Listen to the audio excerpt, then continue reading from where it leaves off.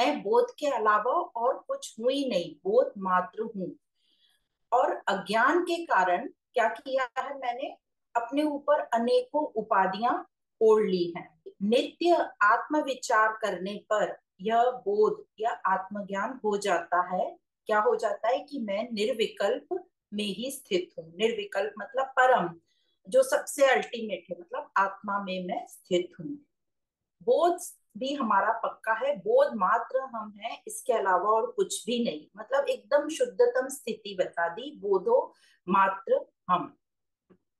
कि पर अज्ञानता से क्या किया, अज्ञानता से मैंने बहुत सी उपाधियां ओढ़ ली, अपने ऊपर लाद ली। और ये उपाधियां तो हमने ढेर सारी ओढ़ ली जो कि अज्ञान के कारण है। पर हमारी तो एक ही उपाधि है, और वो उपाधि क्या है, आत्मा की, यहाँ पे जिसको बोध का है।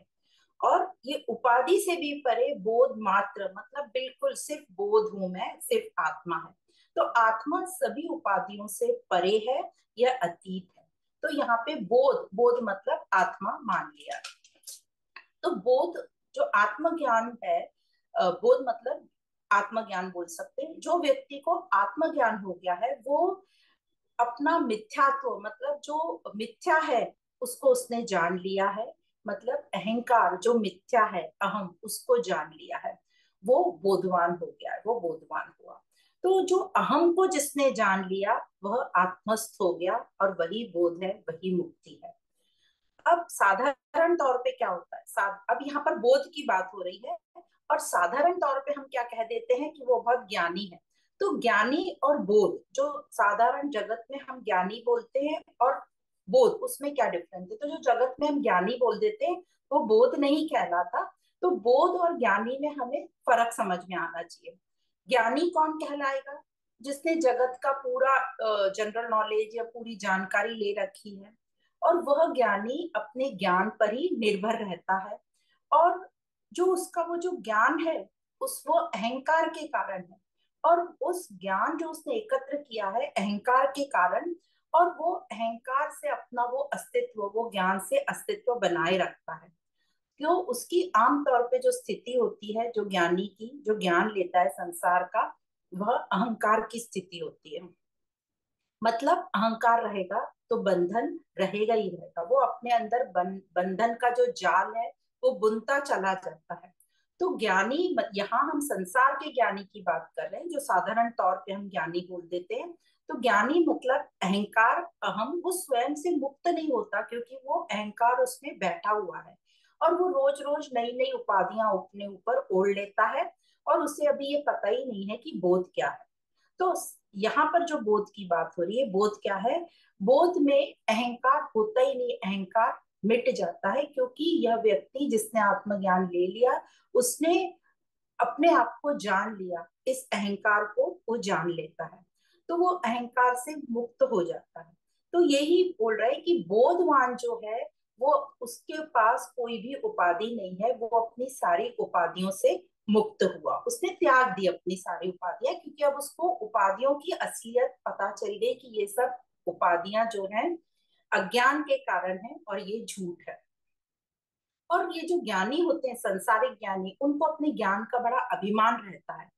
और दुनिया में ऐसा कोई भी नहीं है जिसको किसी भी चीज का कुछ भी ज्ञान ना हो। हर कोई को किसी भी चीज का कुछ ना कुछ तो ज्ञान रहता ही है। कुछ ना भी रहे और आप कुछ भी उनको बोल दो तो उनके मन में वो कल्पना आने लगती है, और वो बताते, शायद कल्पित करते रहते हैं कि शायद इसका ये मतलब होगा, शायद ये मतलब होगा। उनके मन में या दिमाग में वो ज्ञान कुछ ना कुछ चलता रहता है। और उनकी फिर अपनी मान्यताएं रहती हैं, कुछ धारणाएं रहती हैं, सभी की, हर एक की मान्यता रहती है, धारणाएं हमारे अंदर भरी पड़ी हैं, और हम उसी को राइट मानते हैं, और अपने आप को ज्ञानी कहते रहते हैं। और ऐसे हमारा अहंकार और पक्का पक्का होता चला जाता है। तो जैसे रमन महर्षि, उनकी बात करें तो उन्होंने क्या कहा कि जब हमारा जन्म होता है, मतलब माँ जब हमें जन्म देती है, तो हमको अम्बिलिकल कॉर्ड से कनेक्टेड रहते हैं, है ना, जिसको अवल भी बोलते हैं। पर वो डॉक्टर, ये दाई उस टाइम उसको काट देती है। तो माँ को यदि हम प्रकृति समझे, तो जो बच्चा पैदा हुआ है उसको प्रकृति से स्वतंत्र कर दिया जाता है। अब प्रकृति से तो वो स्वतंत्र हो गया, ये तो हो गई एक भौतिक जो ग्रंथि थी माँ और बच्चे के बीच में। पर जो एक और ग्रंथि है जिसको हृदय ग्रंथि बोलते हैं, उसको तो मुक्त हमको उससे तो छूटना ही पड़ेगा। और वो ग्रंथि रहती है चेतना और शरीर के बीच में। तो वह आत्मज्ञान लेके ही वह ग्रंथि हमारी टूटती है।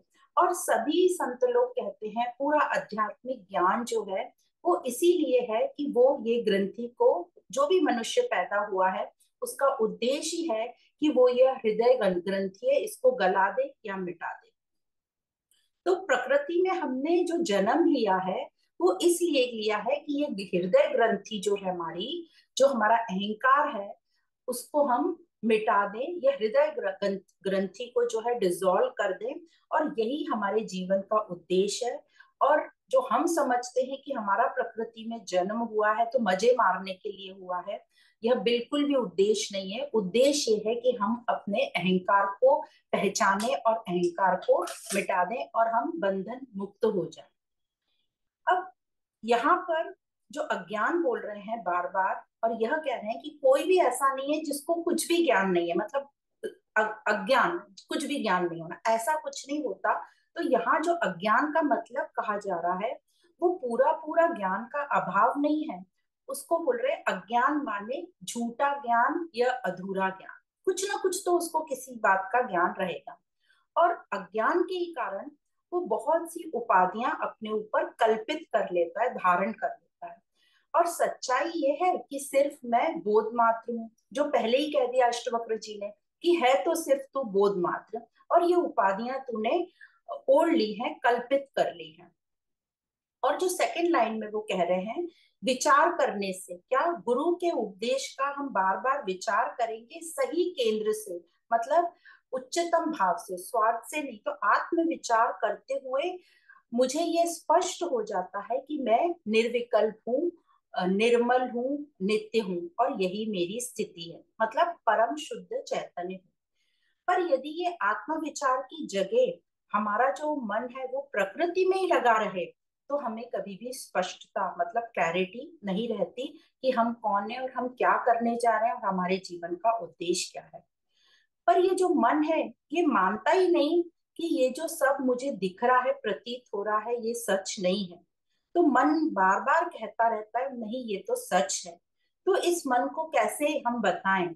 तो अध्यात्म कहता है कि इस मन को ये बताओ कि ये सब खेल चल रहा है, ये सब व्यवहारिक जगत है और खेल चल रहा है, और बाहर इस खेल को चलने दो, पर हमारे अंदर की जो स्थिति है उस पर इसका बाहर खेल का प्रभाव नहीं पड़ना चाहिए। जैसे वो कहते कि जब जोरदार तूफान आता है तो जो कौन बच जाता है और कौन गिर जाता है। जब तूफान आता है तो छोटे छोटे पेड़ पौधे तो उखड़ जाते हैं, पर वही पेड़ टिका रहता है जिसकी जड़ें जो है बहुत गहरी हैं और मजबूत है। ये इस तरीके से हम समझ सकते हैं। जब बहुत तेज तूफान आता है, हवाएं चलती हैं, तो जो आकाश है उसको कुछ फर्क नहीं पड़ता, आकाश निर्लिप्त रहता है, क्योंकि ये आकाश कौन है, पूर्ण है। उसी प्रकार जो हमारा मन है वो भी, जब हम तत्व पढ़ते हैं तो जो मन है उसमें काफी सारा जो हिस्सा है वो आकाश का है। तो कह रहे हैं कि जब बाहर कुछ भी हलचल होती रहे पर मन जो है आकाश की तरह रहे, मन हलचल में ना पड़े, मन की स्थिति जो है डावाडोल नहीं हो। ये कब होगा? जब मन जो है हमारा पूर्ण रूप से शून्य हो जाए या पूर्ण रूप से पूरा पूर्ण हो जाए, या तो पूर्ण या शून्य रहे मन, तभी हमारा जो मन है वो स्टेबल, स्थिर रहेगा, उसमें हलचल नहीं होगी। तो इस प्रकार बताया जा रहा है इस सूत्र में कि हम मन हमारा शांत रहेगा यदि हम अज्ञानता से ज्ञान की ओर चलेंगे, अज्ञानता को जान लेंगे कि ये जो अज्ञान है उसी के कारण मैंने उपाधियां ओढ़ रखी हैं, क्योंकि मैं अहंकार को ही सच मान रहा हूँ, और अहंकार को बचाने के लिए, स्वार्थ के लिए मैं नए नए कर्म करता रहता हूँ और उपाधियां अपने ऊपर ओढ़ता रहता हूँ। तो इसका ये मतलब नहीं कि जो आत्मज्ञानी है वो कर्म नहीं करता। हम आगे पढ़ेंगे कि आत्मज्ञानी किस प्रकार से कर्म करता है। तो अज्ञानता के कारण हमने उपाधियां ओढ़ रखी हैं, पर हूं तो मैं सिर्फ बोध मात्र, ये पक्का कह दिया है। और यह जो हमने उपाधियां ओढ़ रखी हैं ये अज्ञानता के कारण ओढ़ रखी हैं। पर नित्य मैं आत्मविचार करता रहूंगा तो मैं अपने आप को निर्विकल्प पाऊंगा, नित्य और निर्गुण पाऊंगा। तो इस प्रकार यहाँ पर इस सूत्र में 17 नंबर के सूत्र में हमें उपाधि के ऊपर बताया कि सारी जो उपाधियां हैं वो झूठ है और मैं सिर्फ बोध मात्र हूँ। कितने आश्चर्य की बात है कि यह जो विश्व है यह मुझ में स्थित है, पर वह मुझ में होकर भी वस्तुतः सच में मुझ में नहीं है। कि जो सारी भ्रांतियां हैं इसका कुछ कारण है। क्या कारण है? कि इसका कोई आश्रय होता है और इसका आश्रय क्या है हम जानते हैं, अहम। और ये सारी भ्रांतियों को निराश्रय कर दो। क्या कह रहे हैं? इसका जो घर है, आश्रय है, इसको मिटा दो। तो जो अहम को जो भरम था वह मिट जाएगा और जो भी भ्रांतियां होंगी अहम न होने के कारण भ्रांतियां भी नहीं रहेंगी, क्योंकि अब वो निराश्रय हो गया, उसका घर ही खत्म हो गया और इस प्रकार वो शांत हो जाती है। तो यहाँ पे हम समझ सकते हैं कैसे, जैसे अपना एड्रेस चेंज कर लिया, आप एक घर से नए घर में शिफ्ट हुए पर आपने पोस्ट ऑफिस में इतला नहीं करी कि हमारा एड्रेस चेंज हो गया, तो जो आपके पुराने जो भी लेटर्स आते रहेंगे वो सब पुराने एड्रेस पे ही आते रहेंगे, आपको नए एड्रेस पर वो मिलेंगे ही नहीं। उसी प्रकार यहाँ पे कह रहे हैं कि अब वो कह रहे हैं घर ही मिटा दो, उसका आश्रय ही खत्म कर दो, निराश्रय कर दो। ये उपाधियां कहाँ इकट्ठी होती हैं? अहम में, और हम आगे चलेंगे मन में इकट्ठी होती हैं। तो इसको ही तुम हटा दो, उसको बेघर कर दो। तो ये जो सारी भ्रांतियां हैं, सारी उलझने हैं, अहम मैं के कारण है। ये मैं जो झूठ मूठ का मैं बैठा हूं अहंकार को, जब मैं मिट जाएगा या जब मैं मिट गया तो कोई भ्रांति बची ही नहीं रहेगी। और तब मैं, अब कौन सा शुद्ध मैं वो होगा जिसे न बंधन होगा न मुक्ति। वो मुक्त, बंधन ही नहीं होगा तो वो मुक्ति की या मोक्ष की क्या बात करेगा। तो इस प्रकार जो मैं है, अशुद्ध मैं, अहंकार, वो सब इकट्ठा करता रहता है स्वार्थ के लिए और बंधन बनाता रहता है। पर जैसे ही वो शुद्ध हो जाएगा या ये झूठा मैं मिट जाएगा तो सब सारी भ्रांतियां मिट जाएंगी। तो कह रहे हैं अष्टवक्र जी, भ्रांतियों को निराश्रय कर दो, उसको बेघर कर दो। और तो ये जो भ्रांतियां, इसको आप माया भी बोल सकते हो, झूठ भी बोल सकते हो, मिथ्या भी बोल सकते हो। तो अब इसके लिए कोई घर ही नहीं बचेगा तो ये कहाँ जाएगा? वो शांत हो जाएगा। तो जो फर्स्ट लाइन में कहा है, अहो मयि स्थितम विश्वम वस्तुतो न मयि स्थितम, कि जब तक ये भ्रांतियां हैं तब तक यही लगेगा कि पूरा विश्व है। भ्रम में रहेंगे तो लगेगा विश्व है। फिर जब भ्रांतियां मिट जाएंगी तो व्यक्ति कहता है कि ये विश्व तो प्रक्षेपित है, मेरा ही प्रतिबिंब है, ये सारा विश्व तो मेरी ही छाया है, मुझसे ही है। और अब ये मुझे नहीं चाहिए क्योंकि ये मुझे तंग कर रहा है, मुझे इससे मुक्ति चाहिए। तो ये जो सेकंड वाली बात कही, जब व्यक्ति को समझ में आने लगता है कि ये जो सारा विश्व है ये मेरा ही प्रक्षेपण है या मेरा ही बना हुआ है और अब मुझे इससे मुक्ति चाहिए, तो ये तो थोड़ी ऊंची अवस्था हो गई जो अभी राजा जनक की शुरुआत में स्थिति थी। और जो इसके पहले की स्टेज बताई वो थोड़ी सी एकदम नीचे वाली, साधारण तौर पे जो सबकी रहती है। वहां क्या होता है, व्यक्ति जो है बस जगत को बाहर देखता रहता है, इस जगत से सुख उठाता रहता है, वो सुख को ही स्वर्ग मान लेता है और उसी में रहना चाहता है। और इस लेवल पे उसको ना तो कोई मुक्ति की बात याद आती है या उसे कुछ समझ में आता है कि इस जीवन का उद्देश्य क्या है। वो अपने झूठे अहंकार में ही जीता है कि इस जीवन का उद्देश्य इस अहंकार को बचाए रखो, बहुत सुख भोग लो, इकट्ठा कर लो, उपाधियां ओढ़ लो, और यही उसके बंधन का कारण होता है। पर व्यक्ति को समझ में ही नहीं आता। क्यों समझ में नहीं आता? क्योंकि वो अभी होश में है ही नहीं, उसको होश ही नहीं है कि जीवन क्या है या ये बंधन मुक्ति क्या है।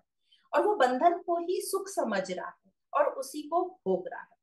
पर जब इस स्टेज से थोड़े ऊपर आते हैं, जब वो दुख को बैठकर समझेगा कि ये दुख मुझे बार बार क्यों हो रहा है, सुख के बाद जब वो थोड़ा अपने आप वक्त बिताएगा, अपने आप से प्रश्न करेगा, तब वो थोड़ा अपनी स्टेज से ऊपर उठता है। और फिर उसको समझ में आता है कि जो जगत मैं बाहर देख रहा हूँ ये मेरा ही विस्तार है और ये झूठा है और मुक्ति ही सत्य है, मुझे मुक्ति चाहिए।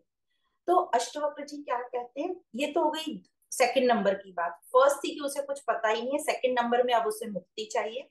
पर अष्टवक्र जी क्या कहते हैं, इस बात से भी ऊपर अपने को उठा देते हैं, कहते हैं मुक्ति का भी क्या लक्ष्य साधोगे, मुक्ति तो तुम्हारा स्वभाव है, मुक्ति तो सत्य और मुक्ति तुम्हारे अंदर है। पर ये अष्टवक्र जी अपने लेवल से कह रहे हैं, हमारे लिए तो अभी फर्स्ट सेकंड में हम रहेंगे। तो ये तीन लेवल हमको समझाए गए। पहला एकदम निचला, जिसमें व्यक्ति सुख भोग में ही पड़ा है और उसी को सच मान रहा है, वही जीवन का उद्देश्य है। दूसरा, जब उसको समझ गया कि नहीं नहीं जगत मेरा विस्तार है, अब मुझे ऐसे ही नहीं पड़े रहना, ऐसे ही बार बार सुख दुख में नहीं आना, ये बंधन मुझे नहीं चाहिए।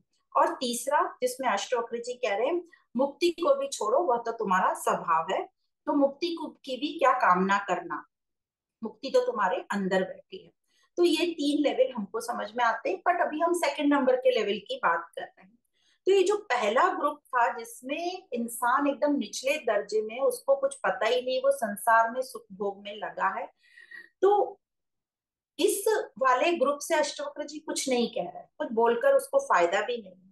अष्टवक्र जी दूसरे लेवल के लोगों के साथ से बात कर रहे हैं, जैसे राजा जनक से यहाँ पर बात कर रहे हैं, जिनको थोड़ा समझ गया कि मैं कौन हूँ, जगत क्या है, या वो अपने सुख दुख से ऊपर उठना चाहता है, वो ऐसा जीवन व्यतीत नहीं करना चाहता। तो जो समझ गया, मतलब क्या समझ गया कि बाहर जो भी है, विश्व जो भी है, वो मेरा प्रक्षेप है। तो उनसे अष्टवक्र जी कह रहे हैं कि तुम और गहराई से विचार करो, तुम ये बाहर भीतर का जो भेद है इससे परे हो जाओ, इसको छोड़ दो। और जो तुम्हें ये लगता है कि जो बाहर का जगत है वो तुम्हारा ही प्रक्षेपण है, लेकिन तुम ये भी जान लो कि ये जगत जो है तुम में होकर भी तुम में स्थित नहीं है, वस्तुतः नहीं है, वास्तविकता नहीं है कि वो तुम्हारे अंदर है, तुम्हें प्रतीत हो रहा है कि वो तुम्हारे अंदर है, बल्कि है तो कुछ भी नहीं। तो अष्टवक्र जी कहते हैं अब जब है तो नहीं पर हमें दिख रहा है, तो अध्यात्म ज्ञान में हमेशा पूछा जाता है कि किसको दिख रहा है, या कोई बात ऋषि किसको कह रहे हैं, तो यहाँ राजा जनक को कह रहे हैं। और किसको दिख रहा है जगत, राजा जनक को दिख रहा है, या अभी हमारी और आपकी बात है कि किसको दिख रहा है जगत, तो जो प्रश्न पूछ रहा है उसको जगत दिख रहा है, मतलब मुझे दिख रहा है जगत। तो यह विश्व का होना तभी तक है जब तक उसको कोई देखने वाला हो, उसके लिए कोई हो। तो विश्व जो दिखाई दे रहा है, जो हमें भ्रमित या भ्रांति है, जो हमें दिखाई दे रहा है, उसका जो मूल आधार कौन है, मैं हूं, जिसको दिखाई दे रहा है। तो कह रहे हैं अष्टवक्र जी कि विश्व का जो आधार है उसी को हटा दो, निराश्रय कर दो। मतलब ये मैं को दिख रहा है ना, ये मैं को निराश्रय कर दो, मतलब ये जो घर है, मैं है, इसको हटा दो। तो विश्व कहाँ बैठता है, मैं, मतलब मन में, इस मैं को हटा दो। विश्व का जो घर है वो मैं है, इस मैं को तुम मिटा दो, बेघर कर दो, और इसको कहा है निराश्रय कर दो। हम देखते भी है ना संसार में बहुत कुछ चलता होता है, और हम सबका संसार अपने अपने हिसाब से हम बना लेते हैं, जो हमारे अंदर अनुभोक्ता है उस हिसाब से हम अपना अपना जगत कल्पित कर लेते हैं, अपने अपने अहंकार को सेटिस्फाई करने के लिए, अपने अपने अहंकार को बचाए रखने के लिए, जो मुझे पसंद है हम वही करते हैं, और उस हिसाब से हमारा संसार बनता जाता है। अब इससे हमें समझ में आता है कि संसार का निर्माण किसने किया, मेरे संसार का निर्माण मैंने किया। और इस मैं को, इस अहंकार को सत्य से कोई मतलब नहीं है, उसको अपने अपने स्वार्थ से मतलब है। तो इसलिए हम सब स्वार्थ पूर्वक अहंकार के होते हुए अज्ञानता में अपना अपना संसार बनाते रहते हैं, हमें सत्य से कोई लेना देना नहीं है। और इसलिए हम ये सब भ्रांति में रहते हैं, भ्रम में रहते हैं, सिर्फ हम अपने जगत को इम्पोर्टेंस देते हैं। तो मेरे विश्व का रचयिता कौन हुआ, मैं हुआ, और उसका बेस क्या है, स्वार्थ, अज्ञान। और यह बोल सकते हैं अहम, अहम के हाथ में है ये पूरा नियंत्रण करना अपना जगत, तो अपना व्यक्तिगत अहंकार हुआ। तो इस मैं जो अहम है, जो सबका घर बना बैठा है, उसे हटाने की बात अष्टवक्र जी कर रहे हैं। जब घर ही नहीं रहेगा तो किसी भी जगत का होना होगा ही नहीं, आश्रय नहीं रहेगा, निराश्रय हो जाएगा। तो मैं को हटाना है, मैं को मिटाना है। कैसे? सिर्फ आत्मज्ञान के मनन चिंतन अवलोकन से ही होगा। कैसे? बार बार अपने से प्रश्न करो कि मैं कौन हूँ। ये उपदेश सुनो सब संतों का, जो सब बड़े बड़े विद्वान हैं उनका, और अपने आप से प्रश्न करो कि मैं कौन हूँ। इस विश्व को देखने वाला मैं हूँ। ये विश्व क्या है, मेरा और विश्व के बीच में संबंध क्या है। मैं ये इतना स्वार्थ मैं क्यों करता हूँ, मैं इतना स्वार्थी क्यों हूँ, ये विश्व और मैं इतने स्वार्थ में क्यों चलता हूँ। ये बार बार अपने से प्रश्न करेंगे। ये प्रकृति जो है, इसमें मेरा शरीर भी आ गया, ये रोज नित नया रूप धारण कर लेती है। तो जैसे हम जानते हैं ना, जो कल हमारा शरीर था 1 घंटे बाद भी वो नहीं रहेगा, दिखेगा मोटा मोटा वही, पर सूक्ष्म में उसमें कितने चेंजेस होते रहते हैं। ऐसे ही प्रकृति जो पिछले क्षण थी अभी नहीं है, पर हमें दिखाई नहीं देती भौतिक रूप में। स्थूलता में तो सेम दिखती है, सूक्ष्मता से उसमें चेंजेस होते जा रहे हैं। जब तक बड़ा चेंज नहीं होता तब तक हमें वो दिखाई नहीं देता। तो हमारे में ये क्वेश्चन आते जाना चाहिए। तो ये जितना हमारे में क्वेश्चन आएंगे उतनी हमारी गहराई बढ़ती जाएगी, पर इसमें हमने अपने प्रति ईमानदार रहना चाहिए। अब ये जो ज्ञान है, अभ्यास करना है। जैसे भगवत गीता में 15वें अध्याय में बार बार बोला अभ्यास, इसके लिए अभ्यास बहुत जरूरी है, अभ्यास और वैराग। तो अभ्यास हमें ही करना है, और हमारे अभ्यास में अब ईमानदारी होनी चाहिए, क्योंकि अब कोई नहीं बैठा है आपको रोज बोलने के लिए या बताने के लिए। हम अपने कोई बेवकूफ बनाते रहेंगे तो हम इस अज्ञान में ही रहेंगे, और हमारे जीवन का जो लक्ष्य है उस दिशा में हम बढ़ ही नहीं पाएंगे। तो अपने प्रति ईमानदारी हमारे में आएगी, और हमें रखनी भी है, और नेति नेति करते जाना है कि मैं कौन, मैं नहीं हूं, ये मैं प्रकृति तो नहीं हो सकती। तो धीरे धीरे वो नेति नेति वाला प्रिंसिपल हम लगाते रहेंगे, तो हम धीरे धीरे ऊपर उठते जाएंगे। तो जैसे हम ये ज्ञान लेते रहेंगे, तो जो बाहर इतना ग्लैमर है, इतना जो हमें आकर्षित करती हैं चीजें, प्रभावित करती हैं, वो हमारा कम होता जाएगा। बाहर हमारा रचना पचना कम होता जाएगा, मजा लेना, ये करना, ये सब हमारा ऑटोमेटिक अपने आप कम होता जाएगा। अभी तो हम बाहर कुछ भी देख के कैसे पगले हो जाते हैं, तो जब हम ज्ञान लेते रहेंगे तो ये पागलपन हमारा कम होगा, अंदर में हमारी गहराई आती जाएगी। तो अभ्यास चलते रहना चाहिए, जिसको कहते हैं आत्मनिरीक्षण या सेल्फ इंट्रोस्पेक्शन, आत्मचिंतन, अवलोकन। करते रहें, समझते रहें और आगे बढ़ते रहें। तो जितना हम समझते रहेंगे उतना हमारे अंदर जो है शांति आती जाएगी, और यह शांति जो है आत्मज्ञान के बिगड़ नहीं होगी। और आत्मज्ञान भी सिर्फ सुन लिया नहीं, उसको हमें अपनी लाइफ में अप्लाई करना है। अप्लाई से भी ज्यादा उसका चिंतन मनन करके समझते जाना है। नहीं तो हम एप्लीकेशन एप्लीकेशन वर्ड पे फिर अटक जाते हैं और उसको वहीं छोड़ देते हैं। तो जब हम आत्मज्ञान सुनते हैं, फिर उसका अवलोकन करें, तो हमारी भ्रांतियां समाप्त होंगी। और भ्रांतियां कैसे समाप्त होंगी? निराश्रय, उसका जो है घर ही मिटा दिया हमने, उसको बेघर कर दिया, तभी बोल पाएंगे कि ना मुझे बंधन है ना मुझे मोक्ष है। क्योंकि बंधन ही नहीं है तो मोक्ष की क्या बात होगी। तो यही यहाँ पे अष्टवक्र जी कह रहे हैं, निराश्रय कर दो, बेघर कर दो इस भ्रांतियों के घर को। शरीर के साथ विश्व है ही नहीं, यह निश्चित है, किंचित भी नहीं। तो ये फिर पक्का कह दिया कि शरीर के साथ ये विश्व है ही नहीं, किंचित भी नहीं, कि विश्व और मैं है ही नहीं, शरीर और ये विश्व है ही नहीं, पर सिर्फ शुद्ध चिन्मात्र आत्मा ही है, चैतन्य मात्र आत्मा ही है। तो फिर ये पूरे संसार की कल्पना जो है किसने करी? क्योंकि है तो सही, क्योंकि वो मुझे दिखाई दे रही है।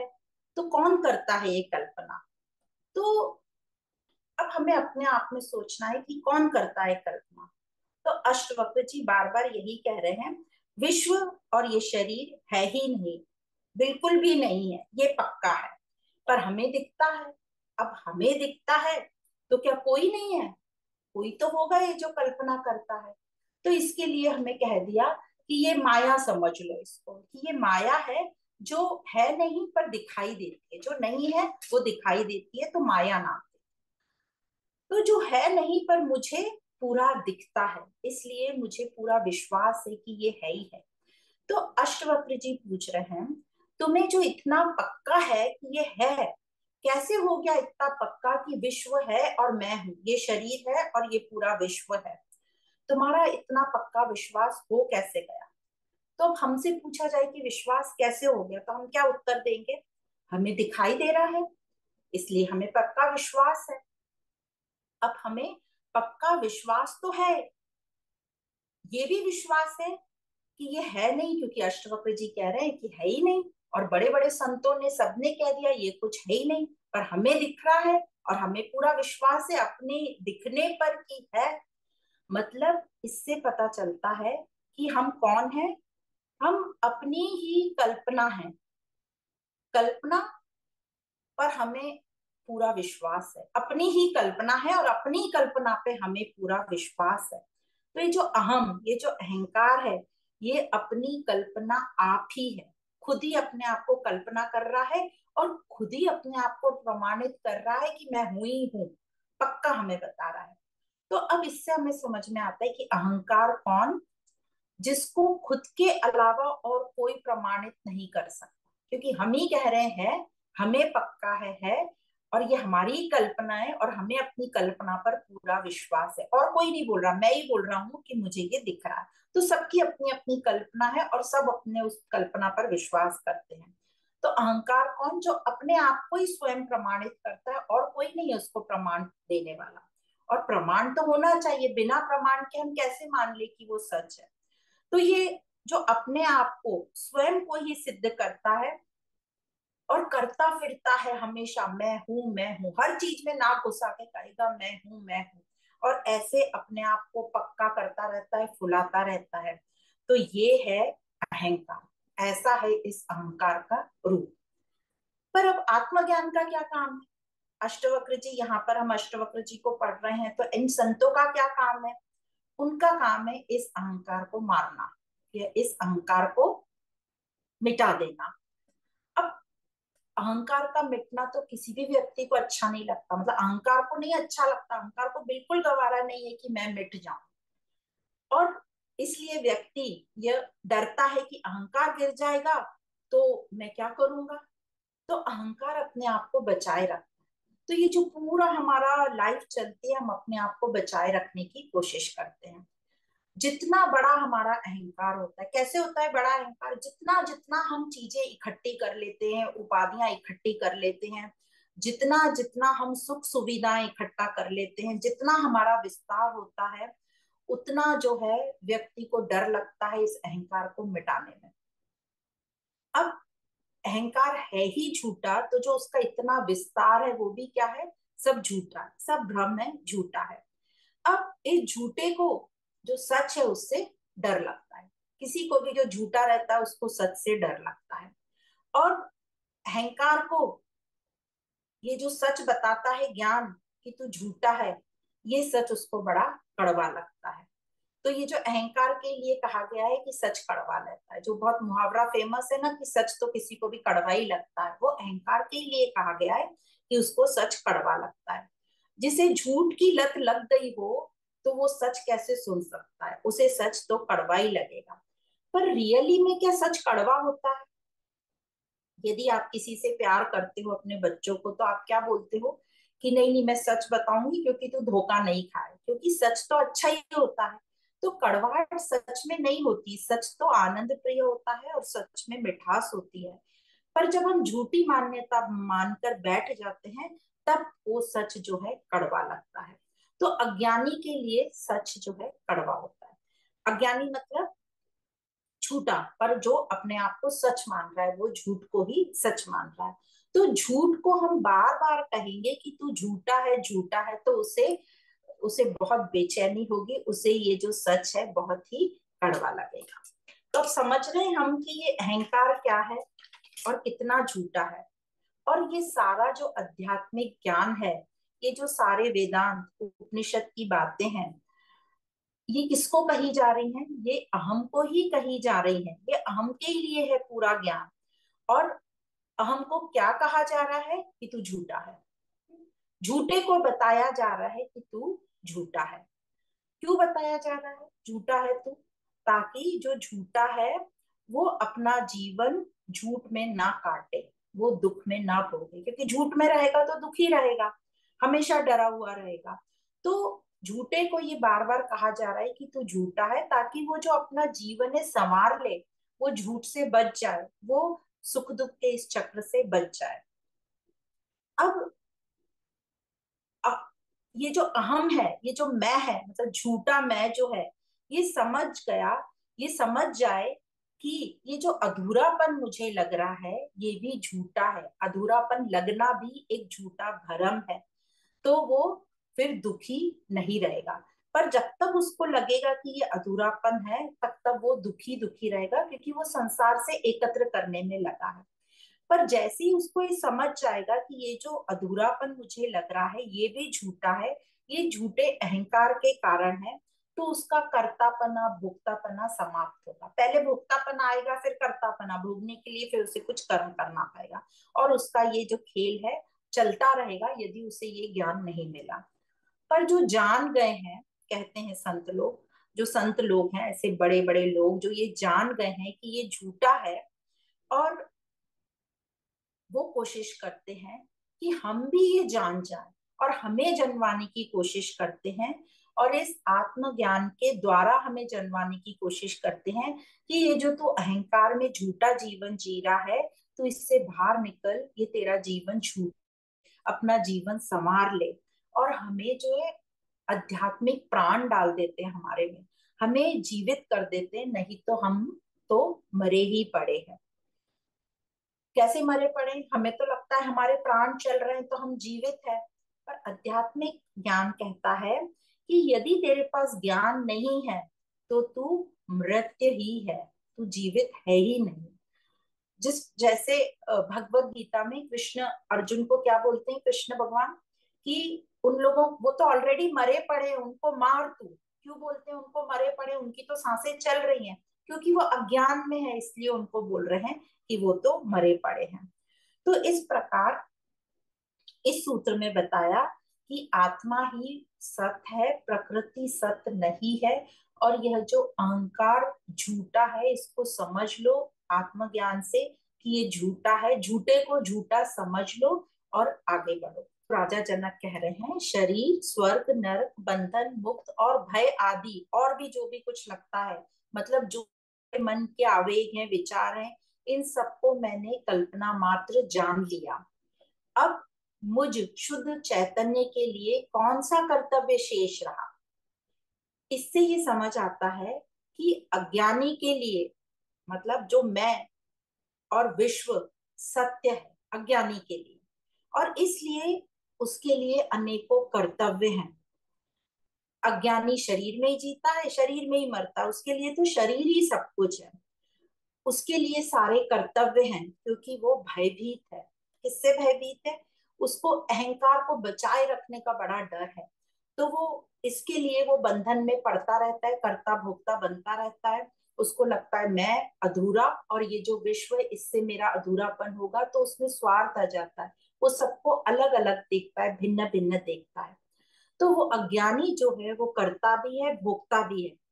वो दान धर्म करता है पुण्य इकट्ठे करने के लिए, स्वार्थ के लिए बहुत से काम करता है। उसके मन में स्वर्ग नरक की भावना रहती है, कल्पनाएं रहती है कि मेरे को स्वर्ग मिले, इसलिए भी दान पुण्य करता है और अच्छे कर्म करता है। और दुखी रहता है, भय में रहता है, पर अहंकार को वो मिटने नहीं देता, इतना जिद्दी रहता है कि वो अहंकार ही इतना जिद्दी रहता है कि अपने आप को मिटने नहीं देता। और इस चक्कर में वो अहंकार को और पक्का पक्का करता रहता है, अहंकार को फुलाता रहता है, क्योंकि अभी हमने जान लिया कि उसको जो है सच जो है उसको बड़ा कड़वा लगता है। तो पहले हम ये समझ लेते हैं, कर्तव्य पूछा है राजा जनक ने कि मुझ चैतन्य के लिए क्या कर्तव्य है, क्या कर्तव्य, क्या प्रयोजन बाकी रह गया, क्या शेष रह गया। तो कर्तव्य क्या है। अब हमारी अभी जो दिनचर्या, हमारा जीवन है, हमारा जन्म होता है, जब हम पैदा होते हैं, जब हमें कुछ नहीं पता होता कि क्या करना चाहिए क्या नहीं करना चाहिए, हमें बाहर से लोगों से या जो भी है समाज से बताया जाता है कि ये तुम्हारे कर्तव्य हैं, ये ठीक है, ये ठीक नहीं है। मतलब कर्तव्य जो होते हैं वो किसी के बताए हुए होते हैं, किसी नियम को लागू करने के लिए, कानून को लागू करने के लिए। जैसे हमारा घर, परिवार, समाज, देश, राष्ट्र जो है एक सुचारू रूप से चलते रहें। और कुछ नियम कानून इसलिए बनाए जाते हैं ताकि सारी ये जो व्यवस्था है ये ठीक प्रकार से ऐसे ही चलती रहे। या फिर प्रथाओं को आगे बढ़ाने के लिए जो जो आप समाज में या कोई कुनबे में या कोई शहर में रहते हैं, जो जहाँ जो जो प्रथाएं चलती हैं, हमें वही पक्की करा दी जाती है कि ये प्रथा करना तुम्हारा कर्तव्य है, क्योंकि तुम इस जाति के हो, इस कुनबे के हो। तो इस प्रथाओं को हम आगे बढ़ाते रहते हैं।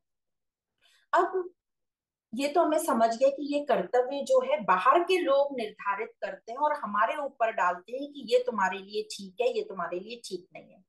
तो अब हमें ये समझ में आया कि जो कर्तव्य हैं वो कहाँ से आए? बाहर से, जो लोगों ने हमको बता दिया। और हमने क्या किया? क्योंकि हमें अज्ञान था, हमने बिना सोचे समझे उन कर्तव्यों को अपना लिया और करते चले गए, करते चले। देखो, हर कर्तव्य बुरा नहीं है, कर्तव्य के पीछे की भावना हमें देखनी है। हम बिना सोचे समझे कि कर्तव्य का बेस क्या है, हम उसे करते चले गए। तो ऐसे कर्तव्य जो अज्ञानता से आ रहे हैं, वो फिर हमें कुछ टाइम बाद बोझ लगने लगते हैं, या कई जो बहुत चतुर होते हैं उनको शुरू से ही बोझ लगते हैं। पर हम वो करते जाते हैं, करते जाते हैं। क्यों करते जाते हैं? अच्छा बना रहने के लिए, समाज में अपनी प्रतिष्ठा बनाए रखने के लिए। और हमें वो बोझिल भी लगते हैं, तो वो बोझ हम झेलते जाते हैं, क्योंकि हमें लगता है कि यदि हम ये नहीं करेंगे तो हम बुरे बन जाएंगे, और बुरा बनना किसी को अच्छा नहीं लगता। उसे वो बंधन भी लगता है, हमें भी कई चीजें बंधन लगती है, तो भी हम करते चले जाते हैं स्वार्थ के कारण। इसमें हमारा ही स्वार्थ छुपा है, क्योंकि हमें अच्छे बने रहना है। तो रिजल्ट क्या होगा? स्वार्थ के कारण हम कर रहे हैं, तो उसमें कर्तापन, भुगतापन भी रहेगा। और रिजल्ट क्या होगा? जब ऐसे हम काम करते हैं तो उसका रिजल्ट भी अतृप्ति रहती है, अपूर्णता रहती है। तो अज्ञान के चलते स्वार्थ में, लालच में, भोक्तापन, कर्तापन, ये सब चलता रहता है और हम कर्तव्यों में चलते रहते हैं। जैसे कि हम अपने रोज की लाइफ में देखें या अपने पूरे जीवन काल में देखें, तो जब हम अपने भी बच्चों को समझो, हम क्या सिखाते हैं? बेटा तुम यह करो, इसमें तुम्हारी बहुत वाहवाही होगी, या तुम्हारा बहुत नाम होगा, या तुम्हें इसमें बहुत पैसा मिलेगा, या तुम ये काम करो, इससे तुम्हें बड़ों का आशीर्वाद मिलेगा, तुम दान पुण्य करो तो गरीबों की तुम्हें दुआ मिलेगी, तुम्हें सुख मिलेगा। तो हमने जो है भोक्तापना पहले ही तैयार कर दिया कि तुम ये करोगे तो ये मिलेगा। अब वो मिलेगा वाली नजर से देखता है कि मुझे मिलेगा, तो भोक्तापना तैयार हो गया। तो जब भोक्तापना तैयार हो जाता है तो फिर हमारा कर्तापन भी आ जाता है पीछे पीछे। तो स्वार्थ पहले ही हमने सिखा दिया। तो हमारा जो बेस है ये पूरा अज्ञानता से भरा हुआ है। तो ये तो हो गया अज्ञानता के कारण चलना। पर जब व्यक्ति को आत्मज्ञान का, या वो आत्मज्ञान से जान लेता है कि ये जो पूरा विश्व है, पूरा जगत है, ये मेरा ही प्रक्षेपण है, मेरी ही कल्पना है, और मैं जो अहंकार है वो तो झूठा है, और मैं आत्मा शुद्ध, मैं जो शुद्ध हो, न तो करता हूं न तो भोगता हूँ, न ही मैं जो करता हूँ वो अपने स्वार्थ के लिए करता हूँ, या मैं अपने आप को तृप्त करने के लिए, पूरा करने के लिए करता हूँ। क्योंकि मैं अब जान गया कि मैं ही पूर्ण हूँ, बाहर से मुझे कुछ पूर्णता प्राप्त नहीं होगी। तो ये जो ज्ञानी है, जो जान गए, तब उसका कर्तव्य कैसे होगा? उसके कर्तव्य में स्वार्थ नहीं होगा, उसके कर्तव्य में अब यह भाव नहीं रहेगा कि मुझे पुण्य के लिए कोई कर्तव्य करना है, पुण्य कमाने के लिए, स्वर्ग जाने के लिए नहीं, वो नहीं रहेगा उसके लिए। उसके कर्तव्य अब बोझ नहीं देंगे उसके लिए, उसके कर्तव्य अब उसको बांधेंगे नहीं। क्योंकि वह कर्म क्यों कर रहा है? वो कर्म इसलिए कर रहा है क्योंकि उसको अब पता है कि वो कर्म ठीक है, इसलिए मुझे करना है। वो किसी के कहे वो कर्म नहीं कर रहा है। अब उसने अपना अंदर का विवेक जागृत कर लिया, और अब वो इसलिए कर रहा है क्योंकि वो ठीक है, मतलब वो तीनों गुणों से बाहर हो गया। अब ना वो तमोगुण में, ना रजोगुण में, ना सतोगुण में। सतोगुण, उसको अच्छा भी नहीं बनना है, बस उसे इसलिए करना है क्योंकि वो ठीक है। जैसे हम देखते हैं ना, जैसे कोई समझो रोड पे एक रूल बना हुआ है कि रेड लाइट होगी तो आपको रुक जाना है। तो कुछ लोग तो होते हैं वो रेड लाइट देखेंगे नहीं, वो अरे मुझे क्या फर्क पड़ रहा है, मेरे बाप का क्या जाता है, और क्रॉस कर लेंगे। ये तो हो गए जो एकदम बेहोशी की हालत में है, जो एकदम तमोगुण में। पर कुछ लोग बहुत सभ्यता से, काफी लोग रुके रहेंगे रेड लाइट पे। वो किस लिए रुके रहेंगे कि यदि मैंने रेड लाइट क्रॉस कर दी तो आगे मुझे चालान हो जाएगा, ट्रैफिक पुलिस खड़ा है, वो मुझे पकड़ लेगा। तो चलो उन्होंने नियम का तो पालन करा, पर बेस क्या था, स्वार्थ था कि मैं पकड़ा ना चला जाऊं, तो वो रुक जाता है। तो ये तो हो गया रजोगुण। पर कुछ व्यक्ति ऐसे रहेंगे, वो इसलिए रुके रहेंगे कि यहाँ रुकना ठीक है, यहाँ रुकना बाकी जो जनता चल रही है उसके लिए भी ठीक है और ये मेरे लिए भी ठीक है, बस ठीक है इसलिए मुझे करना है। तो ये हो गया सतोगुण वाला। तो इस प्रकार ये सतोगुण भी नहीं, ये सतोगुण की भी आगे वाली स्टेज होगी, पर हम बोलने के लिए अभी इसको सतोगुण कह रहे हैं। तो इस प्रकार जिसको आत्मज्ञान हो जाता है, वो इसलिए नहीं कर्तव्य कोई भी करता है कि किसी ने कह दिया यह मुझे अच्छा बनना है, या मुझे पुण्य की प्राप्ति होगी, मुझे मोक्ष मिलेगा, या मैं इसलिए दान कर रहा हूं कि मुझे पुण्य इकट्ठे करने, नहीं, उसका ये नहीं रहेगा। वो इसलिए कर रहा है क्योंकि ये सही है, फिर वो किसी के कहे नहीं चलेगा। और यदि कोई उसको कुछ कहेगा कि ये काम कर लो इससे मिलेगा, वो काम वो बिल्कुल भी नहीं करेगा, क्योंकि अब उसमें बिल्कुल भी स्वार्थ बचा नहीं है, उसमें न कर्तापन है न भोक्तापन है। भोक्ता खत्म हो गया तो कर्तापन उसमें है ही नहीं। तो अज्ञानी और ज्ञानी, हमने दो चीजें देखी, अज्ञानी और ज्ञानी के कर्म कैसे होते हैं। तो जो अज्ञानी होगा उसमें अहंकार रहेगा और वो स्वार्थ के लिए कर्म करता रहेगा, सकामता रहेगी। तो जो भी वो कर्तव्य करेगा वो स्वार्थ के लिए ही करेगा, भले उसको बोझ लग रहे हो, उसको बंधन लग रहा हो, पर उसका बेस उसमें रहेगा स्वार्थ का, कि उसे कुछ चाहिए उस कर्तव्य से। पर जो ज्ञानी रहेगा उसका कर्तव्य, उसको कर्तव्य नहीं बोलते, उसके लिए कोई कर्तव्य शेष है ही नहीं, पर वो कर्म करता रहेगा, उसमें अहंकार नहीं रहेगा, तो स्वार्थ नहीं रहेगा, क्योंकि उसको अहंकार को बचाने की कोई जरूरत ही नहीं, अब तो वो फ्री बर्ड हो गया। तो जो कर्म वो करेगा वो सहज करेगा और बड़े ही उल्लास से करेगा, और इसी को कहते हैं निष्काम भाव से कर्म करना। तो ज्ञानी जो कार्य करता है वह इसलिए करता है क्योंकि उसे वो ठीक लगता है, किसी ने कह दिया इसलिए नहीं, या वो किसी को खुश करने के लिए वो नहीं करता, न स्वार्थ के लिए करता है न लालच के लिए करता है। तो उसको जो जहां ठीक लगता है वो उसको बेस्ट तरीके से कर देता है। और इसी को कहते, क्योंकि वह मुक्त है, वह पूर्ण है। और इसलिए जो ज्ञानी के कर्म होंगे वो बहुत ही अच्छे हमें दिखाई देंगे। वो आनंदमय स्थिति में रह के कर्म करेगा, उसके कर्म में 100% हमें दिखाई देगा, और उसके कर्मों में एक पूर्णता दिखाई देगी, एक सहजता दिखाई देगी। तो इस प्रकार जो आत्मज्ञानी है, आत्मज्ञान में जो कर्म होगा उसमें कामना नहीं रहेगी, ये हमें अच्छे से समझ लेना है। कामना रहेगी नहीं कि इससे मेरी कोई पूर्ति हो जाए, और यही है कृष्ण का निष्काम कर्म, इसी को हम निष्काम कर कहते हैं, जब कामनाएं नहीं रहती। कर्म होगा पर भोगता नहीं, करता नहीं, और यही मुक्ति है। तो वह भोगने के लिए कर्म नहीं करता, बस सहज कर रहा है, करुणा से कर रहा है।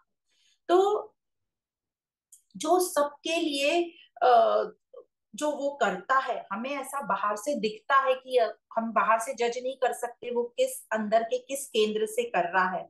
वो अपने फायदे के लिए बिल्कुल नहीं करता, खास करके अपने व्यक्तिगत अहंकार को पूर्ण करने के लिए नहीं करता, क्योंकि अब उसका जो अहंकार है वो है ही नहीं, वो मिट चुका है।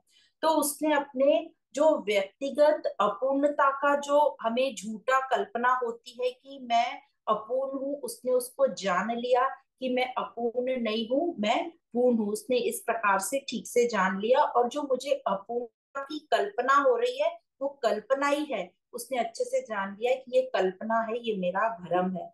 तो जो मैं बना बैठा है अहंकार, उसको उसने अच्छे से जान लिया।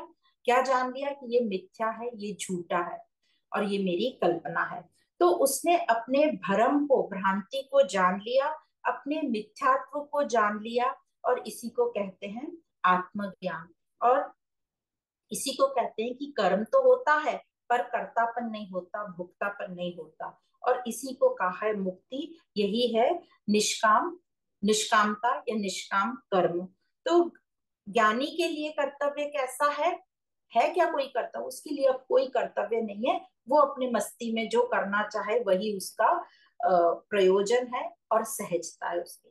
तो यहाँ इस श्लोक में बता रहे कि ज्ञानी के लिए अब कोई कर्तव्य बाकी रह ही नहीं गया। जो आत्मज्ञानी है उसके लिए अब कोई कर्तव्य बाकी नहीं रह गया, क्योंकि उसका अपना विवेक जागृत हो गया, उसका जो अपना अहंकार था वो पूरा मिट गया।